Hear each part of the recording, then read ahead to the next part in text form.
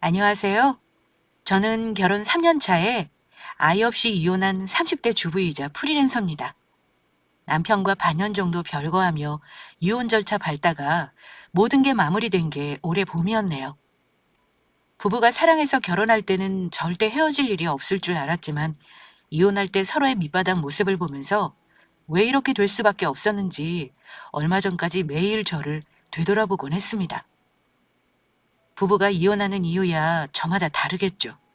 하지만 저는 치졸하고 옹졸하게도 돈 문제로 헤어졌습니다.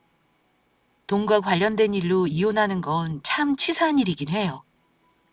이혼하기 전까지 이혼을 하는 게 과연 옳은 일인지 고민이 많았던 것도 사실입니다.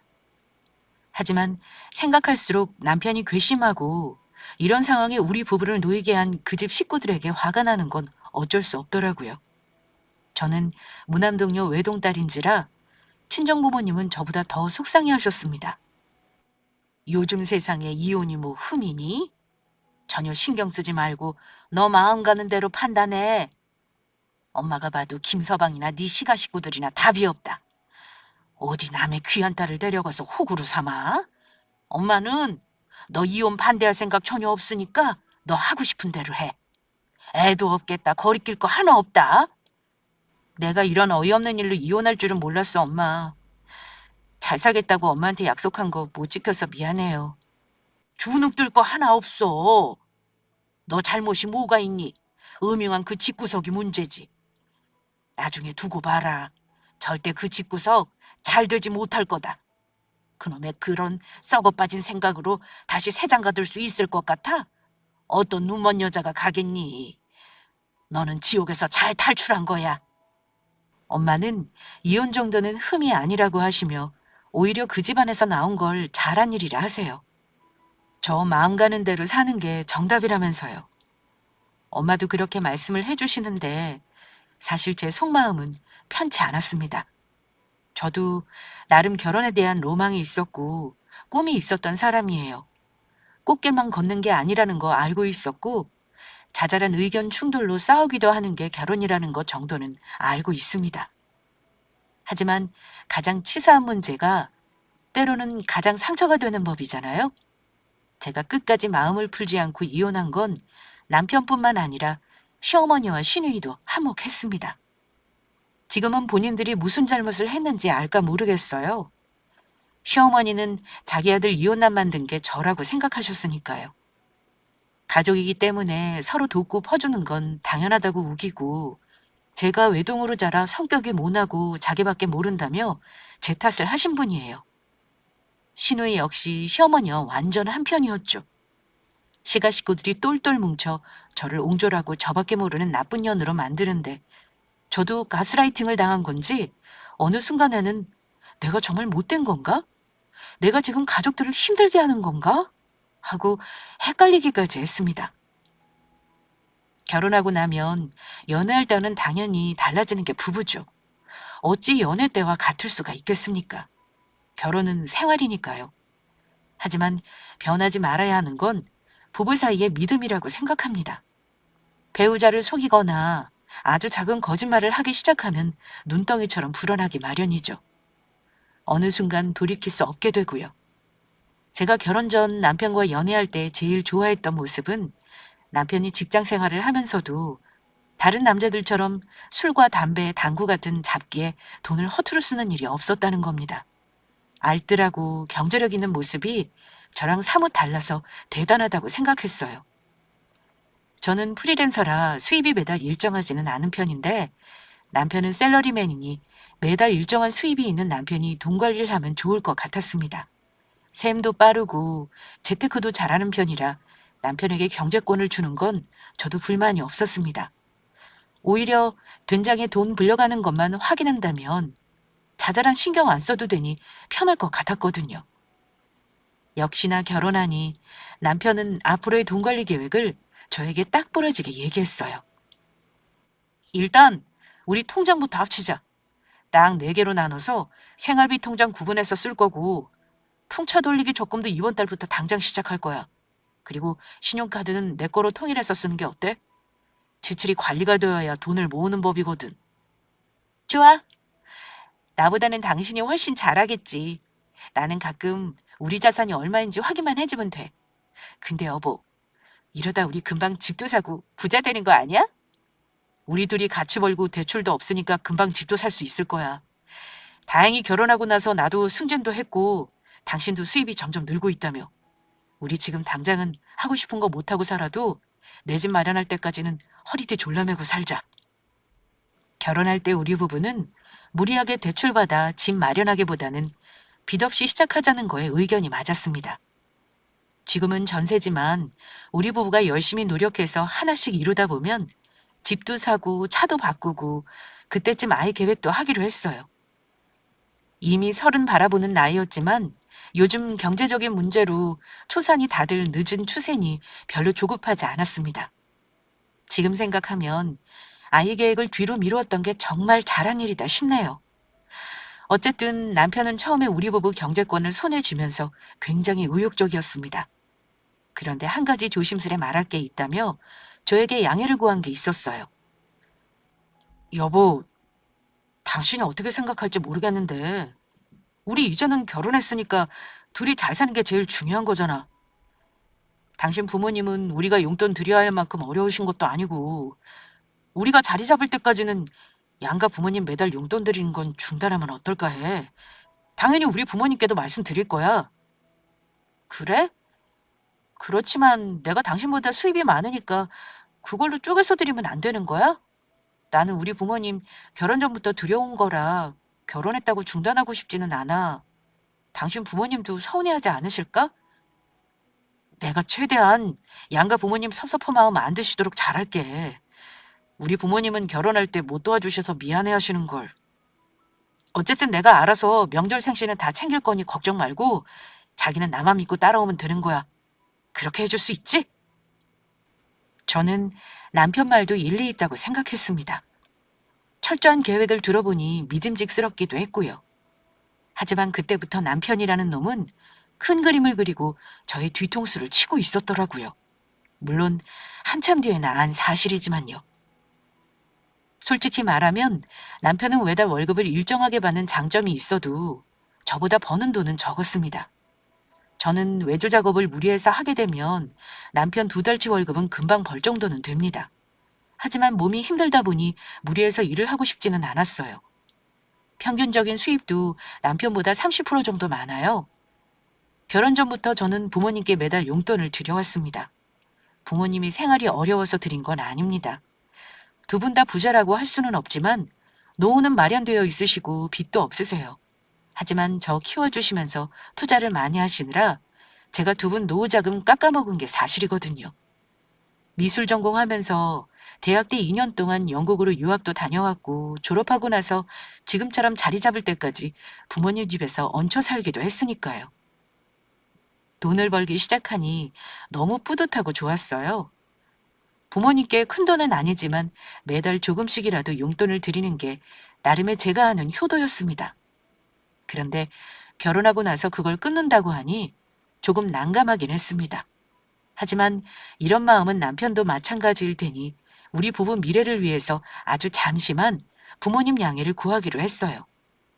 저는 부모님께 너무 죄송했는데 오히려 우리 친정 부모님은 개의치 말라며 괜찮다고 하신 좋은 분들이십니다. 다만 엄마는 용돈 안 받는 거 서운한 것보다 염려되는 걸 말씀해 주셨던 기억이 나네요. 엄마, 아빠, 나 결혼할 때 많이 보태주셨는데 용돈 못 드리게 돼서 죄송해요. 우리 집 마련할 때까지만 그렇게 하자는데 우리 좋자고 하는 일이라 싫다고 할 수가 없더라고요. 그래도 김서방이 앞으로는 알아서 부모님 챙긴다고 하니까 너무 서운해하지 마세요. 그래?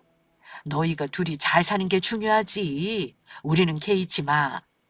서운해하지 않으니까 마음 쓰지도 말고. 그나저나 김서방이 아주 열심히 살 작정을 했구나.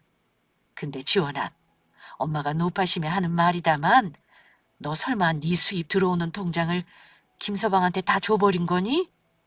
돈 관리를 김서방이 해도 네 돈 들어오고 나가는 건 너도 알아야지. 전부 맡겨놓기만 하면 못 써. 아무리 부부지간이지만 사람 속은 모르는 거거든. 엄마, 걱정 마세요. 돈 나가고 들어오는 거 안 봐도 뻔한데요, 뭐. 부부끼리 딴 데로 빼돌릴 수도 없고요. 김서방 성격에 어디 그럴 사람이에요? 술 담배도 안 하고 회식 가서도 일차만 하고 멀쩡하게 들어오는 사람이잖아요. 허튼데 돈 쓰는 걸 얼마나 싫어하는데요. 그래도 남자는 수중에 돈이 있으면 딴 생각을 하는 법인데 도박이든 주식이든 유흥이든 말이야. 그래서 여자가 돈을 안 벌어도 돈 관리를 해야 하는 법이야. 암튼 니들이 알아서 하겠다니까 엄마는 아무 말 안 하마. 엄마 말에 저는 펄쩍 뛰었어요. 10,000원에 벌벌 떠는 사람이 절대 그럴 리 없다고 걱정 말라며 안심시켜 드렸습니다. 그때 엄마는 남편에게 경제권을 맡긴 저의 판단이 별로 좋은 결정이 아니었다는 걸 내심 느끼셨는지도 모르죠. 어쨌든 남편이 공평하게 양가 부모님께 용돈 끊자는 결단을 내린 거니 저는 당분간은 남편의 말을 따르기로 한 겁니다. 사실 시부모님도 아주 잘 살지는 못하세요. 양가가 모두 그냥 평범합니다. 굳이 더 나은 쪽을 말하자면 그래도 친정부모님이 조금 형편은 나은 정도셨고요. 집 하나에 차 하나 있고 열심히 일하는 분들이시고요. 시댁 쪽에서는 결혼자금을 크게 도움받지 못했어요.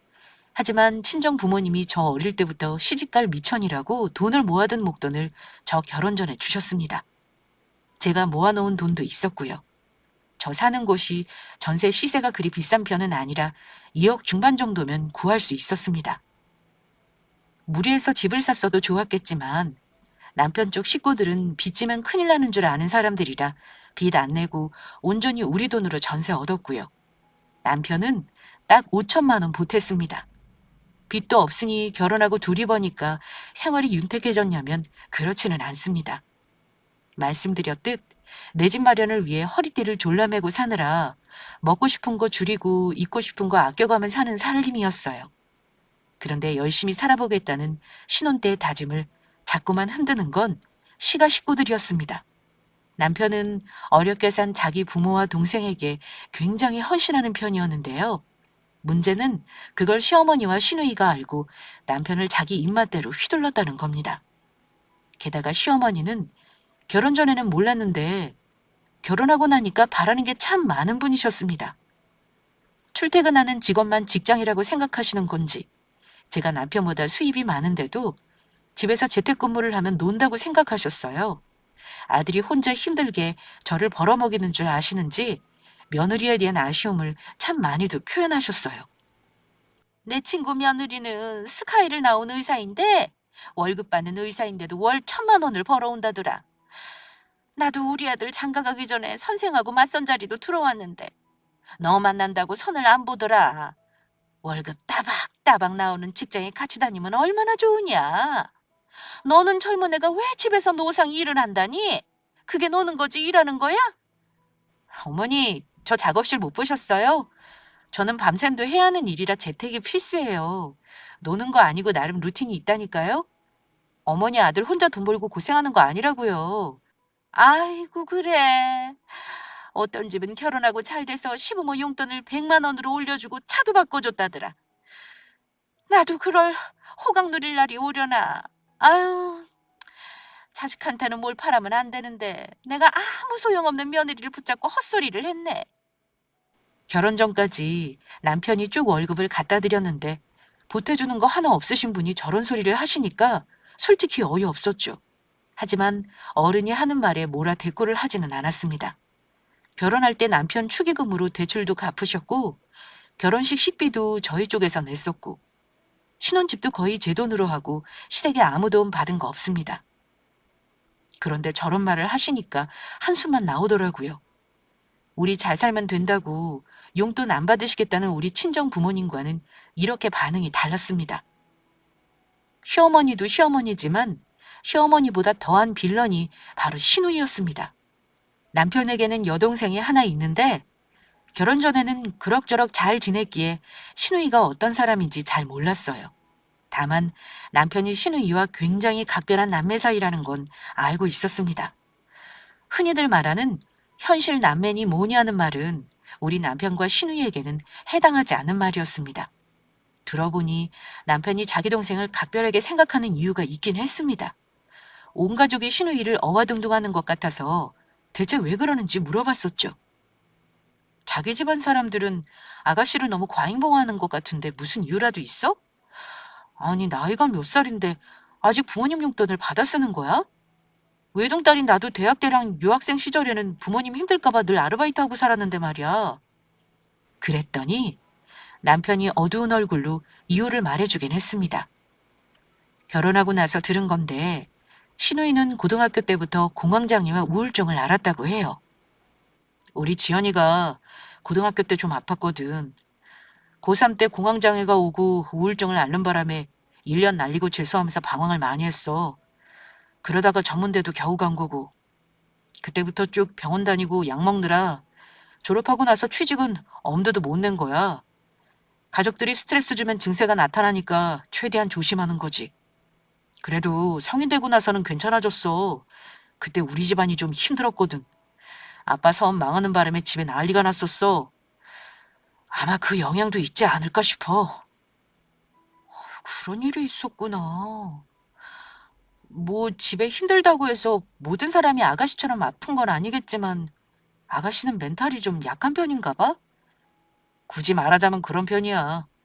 그래서 해달라는 거 우리 부모님이 어지간히 다 맞춰주시는 거고. 시댁에서는 신우이가 아픈 손가락이니 제가 뭐라 말은 못하겠더라고요. 시댁이 힘들었던 시간이 어땠는지 저는 알 길이 없지만 제가 신우이에게 공감하지 못한 이유가 있었습니다.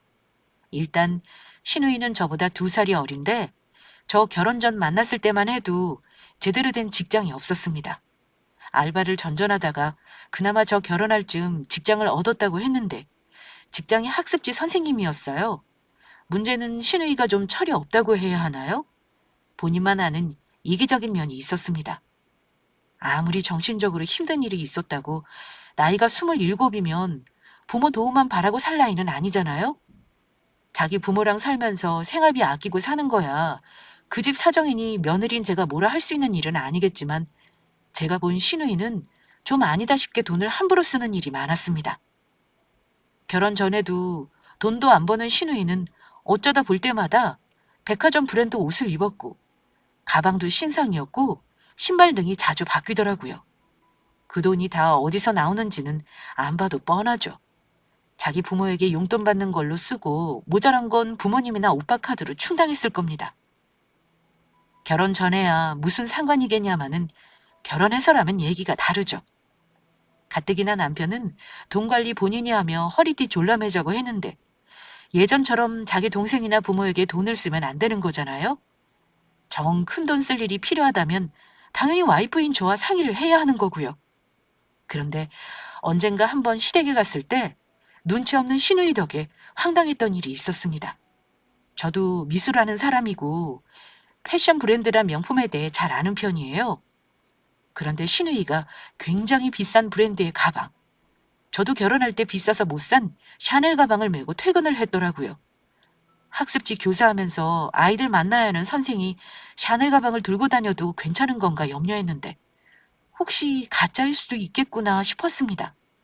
그래서 지나가는 말로 그랬어요.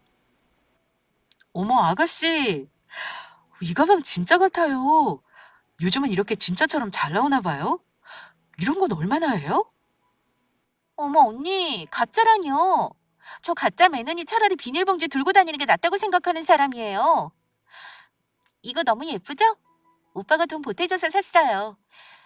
정말 가지고 싶었는데 구하기 힘들었거든요. 네? 이걸 오빠가 사줬다고요? 이게 얼마짜리 가방인데요? 몇백만 원 하지 않아요? 아가씨, 오빠 돈 없을 텐데 어디서 나서 보태줬을까요? 이제 더 사달라고 할 일도 없을 거예요. 오빠가 카드로 딱 300만 긁으래서 나머지 모자란 돈은 월급 받은 걸로 냈죠. 언니 지금 기분 나쁜 건 아니죠? 오빠가 언니 돈 쓴 건 절대 아니니까 오해하지 말고요.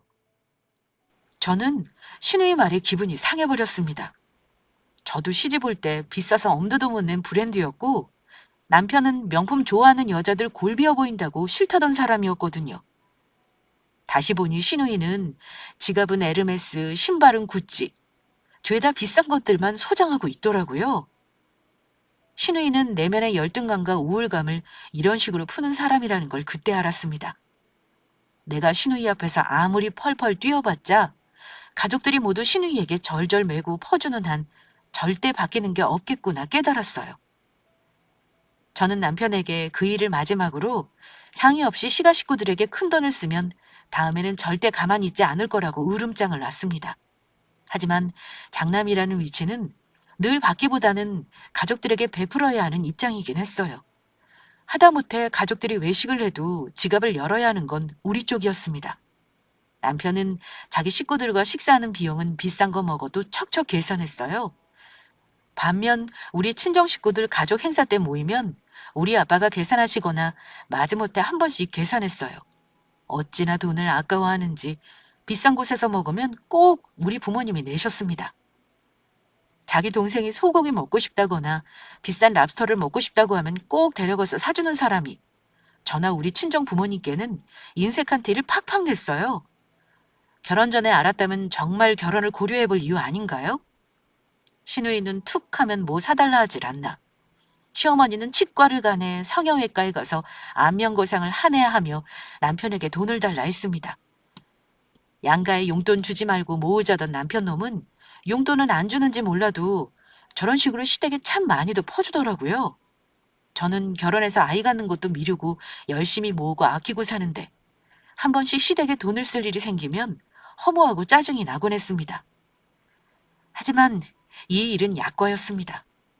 남편과 시누이 때문에 더한 일로 다투게 된 사건이 있었거든요. 한동안 남편이 동영상 차량 리뷰를 그렇게나 꼼꼼히 보더라고요. 주말에는 자동차 매장에 가기도 하고 브랜드별 차종을 전부 조사하고 공부하던 때가 있었어요. 우리 차도 아직 바꿀 때가 안 되었는데 왜 저러지 싶었어요. 한동안 그러더니 몇 달 또 아무 관심이 없길래 그런가 보다 했는데 남편이 열심히 차량에 대해 조사한 이유를 안 건 푼수 같은 시누이 덕분이었습니다.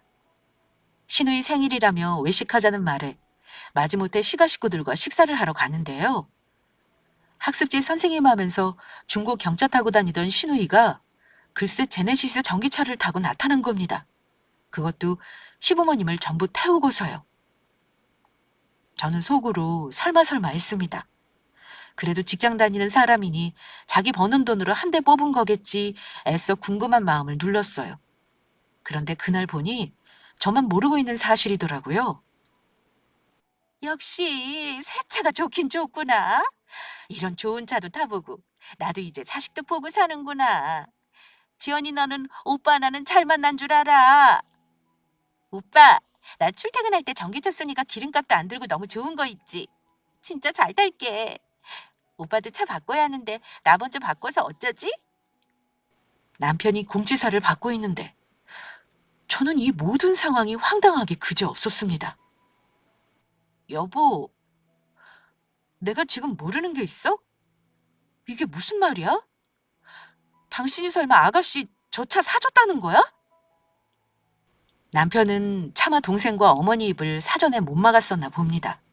하긴 저 몰래 사주는 것도 자기 면이 안 서는 일이었겠죠. 어, 저기 내 동생이 차가 경차잖아. 운전하면서 이동할 일이 많은데 위험해 보여서 말이야. 고민하다가 한 대 뽑아줬어. 내가 당신한테 미리 말한다는 걸 깜빡했네. 남편은 신의유와 시모 앞이라 헛웃음으로 넘어가고 싶었겠지만 저는 이미 화가 머리끝까지 나 있었습니다. 깜빡? 깜빡할 게 따로 있지. 한두 푼도 아니고 몇 천만 원짜리 차를 나랑 상의 없이 사주는 게 정상이야? 언성이 점점 높아지자 남편은 신우이와 어머니 앞에서 당황하는 모습이더라고요. 그러더니만 이제껏 한 번도 본 적 없는 싸늘한 표정으로 큰 소리를 치며 제 입을 막았습니다. 조용히 해. 자세한 건 집에 가서 얘기해. 우리 엄마랑 동생 곤란하는 거 안 보여? 그래. 내가 동생 안쓰러워서 새 차 한 대 뽑아줬어. 마침 생일이 되기도 해서 한 대 사줬다. 하나뿐인 동생한테 이까짓 거 하나 못 해주냐? 근데 그게 뭐 당신한테 타박받을 일이냐고. 내 돈으로 내가 사줬어. 할부로 샀으니까 내가 갚는 거고. 솔직히 거의 다 대출이야. 빚내서 사는 것도 당신 허락받고 살 거면 내가 돈 관리 왜 해야 하는 건데? 제발 입 좀 다물어. 저는 뻔뻔한 남편을 보고 기가 막혀서 할 말을 잃고 입만 뻐끔거릴 뿐이었습니다. 어머, 언니, 설마 오빠가 저 차 사준 거 지금 뭐라고 하는 거예요? 저는 언니도 당연히 알고 있을 거라 생각해서 고맙다는 말도 겸사겸사 하려고 한 거였는데 내가 우리 오빠를 괜히 곤란하게 만들었나 봐요.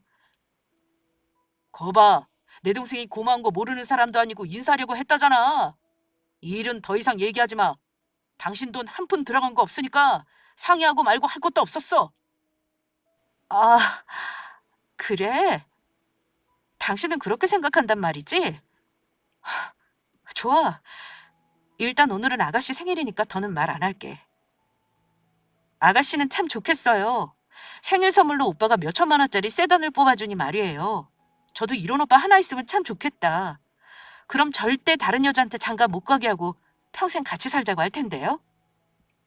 제가 비꼬는 것도 못 알아듣는 푼수 같은 시누이는 그 말이 맞다며 맞장구 치더라고요.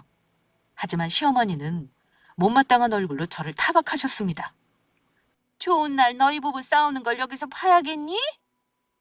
듣자니까 너는 우리 아들이 차 사준 걸 몰랐나 본데 어차피 우리 아들이 버는 돈으로 사준 거 아니냐? 근데 왜 시가 식구들 다 있는 데서 네 남편 망신을 주니? 너는 시댁이 우스워? 어머니, 당연히 몇 천만 원짜리 차 사면서 와이프랑 의논 안 한 건 당황스러운 일 아닌가요? 제가 시댁을 우습게 보는 게 아니라 어머니랑 아가씨, 남편이 전부 저를 우습게 하시는 거 아니고요? 남편은 그만하라며 저를 말렸고 저는 그날 먹은 음식이 무슨 맛이었는지 하나도 기억나지 않습니다. 그날 집에 와서요? 다들 짐작하시겠지만 남편과 대판 싸웠습니다. 순간 남편이 2년 넘게 관리하고 있는 우리 부부 돈도 제대로 있는 건지 걱정되더라고요. 남편은 제가 요구하면 주식 계좌나 적금을 보여주긴 했습니다. 결혼 전 제가 비상금으로 가지고 있었던 3천만 원도 정기 예금으로 묶어놨고요. 저는 남편에게 통장을 보여달라고 했어요. 그런데 남편이 불같이 화를 내더라고요. 내가 당신한테 왜 내 개인 통장을 보여줘야 하냐? 내가 그동안 돈 관리하는 거 다 보여줬잖아. 당신 버는 돈 설마 허투루 썼을까 봐 그래? 그랬으면 돈을 모았겠냐? 우리 생활비 통장은 보여줘도 내 통장은 볼 생각하지 마. 당신은 내 통장을 밥 먹듯이 들여다보면서 나는 왜 안 된다는 건데? 당장 지금 내 눈앞에서 당신 통장 까! 한참 동안 언성을 높여가며 실랑이를 했지만 남편은 저에게 끝내 통장을 보여주지 않았습니다. 그러니 남편이 그동안 돈 관리를 어찌했는지 더욱 의심이 가더라고요. 다음날 남편이 출근하고 나서 저는 남편 컴퓨터를 켰습니다. 남편은 몰랐겠지만 저는 남편의 인증서 비번을 알고 있었거든요. 워낙 꼼꼼한 남편이 친절하게 캘린더에 온갖 비번을 기록해놓은 덕분에요. 물론 그동안 굳이 들여다볼 생각을 안 한 저도 참 바보였구나 싶었습니다. 2년 넘게 모르고 있던 남편의 계좌 내역을 쭉 살펴본 저는 일단 잔액을 보고 놀랐습니다. 100만 원도 채 안 되는 잔액은 그렇다 쳐도 제일 열받는 건 남편이 그동안 저를 속여왔다는 사실이었습니다. 결혼한 직후부터도 다달이 제가 붙인 돈들은 한 달에 몇 번을 걸쳐 이체가 되었는데요. 이름을 보니 시모와 신우였습니다. 어느 달은 100만 원씩 한 달에 고정적으로 50만 원이 빠져나갔더라고요. 본인이 돈 관리하면서 양가 용돈도 끊어야 한다고 했던 그 인간은 자기 식구들에게는 계속 돈을 주고 있었더라고요. 그동안 우리 미래를 위한답시고 열심히 돈을 벌었는데 그 인간은 저 모르게 자기 식구만 열심히 챙기고 있었던 겁니다. 부부가 되면 당연히 공동재산이 되는 것이지만 제가 버는 돈은 엄연히 저에게 권리가 있는 것인데 단 한 번의 상의 없이 시댁의 돈을 융통해 준 남편에게 배신감이 들었습니다. 자기네 집에는 용돈을 꼬박 주고 시누이 사치스러운 물품 사주고 심지어 차까지 사준 남편. 그러면서 친정에는 식사 대접하는 것도 돈 아까워한 남편. 구독자분들은 용서가 되시나요? 저는 남편의 계좌 까본 그날 고민할 것도 없이 이혼 결심을 하고 복수의 계획을 세웠습니다. 감정적으로 먼저 이혼하자고 나오면 제가 손해일 것 같았어요. 결혼도 준비가 필요한 일이지만 부부가 갈라서는 이혼은 더 철저한 준비가 필요한 법이니까요. 남편은 외도를 하거나 폭력을 쓰거나 다른 문제는 없었어요. 아마 제가 이혼을 먼저 말해봤자 받아들이지 않을 게 뻔했어요. 가장 좋은 방법은 그 인간 입에서 먼저 이혼하자는 말이 나오게 하는 거였습니다. 저는 잔머리를 굴리는 스타일은 아닙니다만 남편에게 너무나 큰 실망을 해서인지 그 인간 골탕 먹일 각종 장꾀들이 떠오르더군요. 마침 시기적으로 딱 맞는 방법이 있었습니다.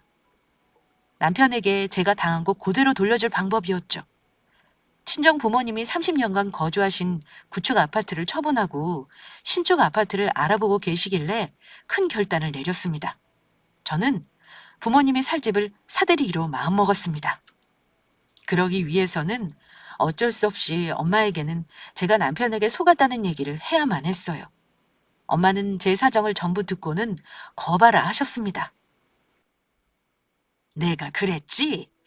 너 남자들 수중에 돈 있으면 딴 생각하고 뒷공무니로 허튼 짓 한다고 했잖아. 괘씸하게 자기 식구들만 챙기다니. 김서방이 겉다르고 속다른 놈일 줄이야. 우리 딸을 완전 호구로 생각한 놈이네. 그냥 지금이라도 당장 때려치고 이혼하면 안 되는 거야? 엄마, 내가 알아서 할 테니까 하자는 대로 해줘요. 일단 엄마 집 이사 날짜가 언제라고 했지? 잔금은 내가 대출받아서 맞춰줄게요. 네가 왜 대출을 받아? 집 한 돈으로 잔금 치르고 모자란 건 네 아빠가 충당할 거야. 걱정 말어. 글쎄, 내가 다 생각이 있어서 그런다니까. 이사하고 나서 엄마는 김서방 불러서 집들이 겸 식사나 하자고 해요. 집들이 때 제가 모든 거 터뜨려버릴 테니까. 그동안 김서방이랑 저 당분간 친정에는 안 올게요. 뭘 하려는지 모르겠다만 네 소원이라니 일단 네 말대로 할게. 너무 속상해하지 말고 한 집에서 얼굴 보고 지내려면 네 속이 뒤집어질 텐데 참을 수 있겠어? 당연히 참아야죠. 그동안 이혼 준비하고 집도 내놓고 하려면 시간이 어차피 필요해요. 엄마 이사가는 집 잔금은 무조건 내가 해줄게요. 엄마가 좋아한 김서방이 얼마나 못된 인간인 줄 알아요? 치사한 놈이라 나도 똑같이 해줘야 해서 그래요. 엄마는 딸이 하자는 대로 해주셨습니다. 몇 달 후 이사하면서 저는 대출을 받아 부모님 아파트 자금을 치렀습니다. 그 돈은 나중에 저 이혼하고 모든 게 정리되고 나서 정산해 주기로 하셨어요. 저는 남는 시간에 열심히 이혼 준비에 올인했습니다. 소송할 경우 위자료를 받을 수 있는지, 재산은 어찌 나눠야 하는지 등등을 열심히 알아봤어요. 결혼한 지 만 3년이 넘어가는 시점이라 같이 기여한 재산은 나눠야 하더라고요. 재산이라 봤자 집 전세 보증금과 현금 자산이 전부인데 그나마 전세 보증금은 거의 제 돈이 들어갔으니 간단했습니다. 결혼한 이후 남편이 저에게 돈을 받아 관리를 하면서 시댁으로 흘러간 돈은 남편이 그동안 번 거에 비해 더 많았어요. 그렇다는 말은 뭐겠어요? 제가 번 돈도 분명 시댁으로 들어갔다는 말인 거죠. 철저하게 전부 계산할 생각이었습니다. 남편과 한 집에 있으면서 이혼 준비했지만 매일 야근하고 늦게 들어오거나 시댁에서 자고 오기도 했기 때문에 그다지 불편한 건 없었습니다. 그리고 마침내 시간이 흘러 친정 부모님이 새로 이사간 아파트에서 집들이 겸 식사를 하자고 우리 부부를 부르셨습니다. 저는 아무렇지도 않은 척하고 친정에 가서 부모님 앞에서도 연기를 했어요. 엄마는 모든 사실을 아셨지만 남편에게는 모른 척 행동했고요. 남편은 오래된 구축에 살다가 신축 아파트로 이사간 우리 부모님이 부러웠나 봅니다.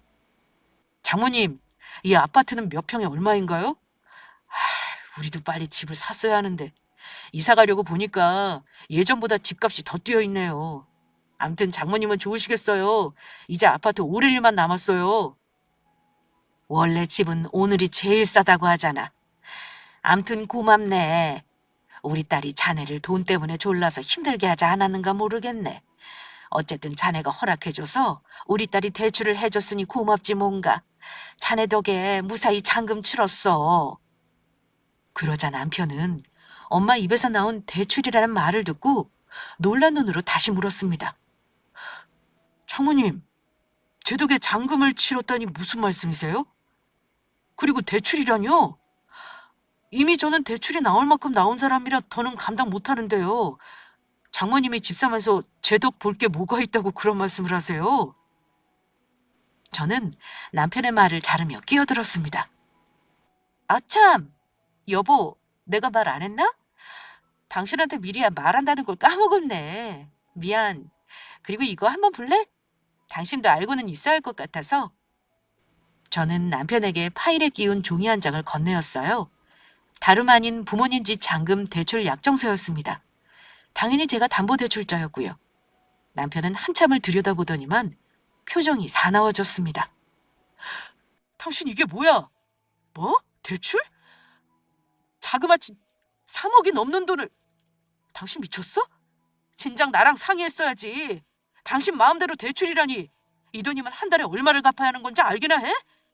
어머, 당신 웃긴다. 왜 당신 돈으로 갚을 것처럼 말하는 거야? 이거 당신 돈 한 푼 들어간 거 없고 전부 내 이름으로 받은 풀대출이야. 당신이 갚는 것도 아니면서 내가 굳이 허락을 받아야 할 필요가 있어? 우리 부모님 지금 식사 중인 거 안 보이니? 조용히 좀 해줄래?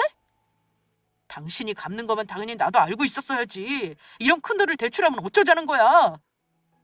저는 남편놈이 신우이 차 사줬을 때 당했던 걸 거의 비슷하게 전 남편에게 돌려줬습니다.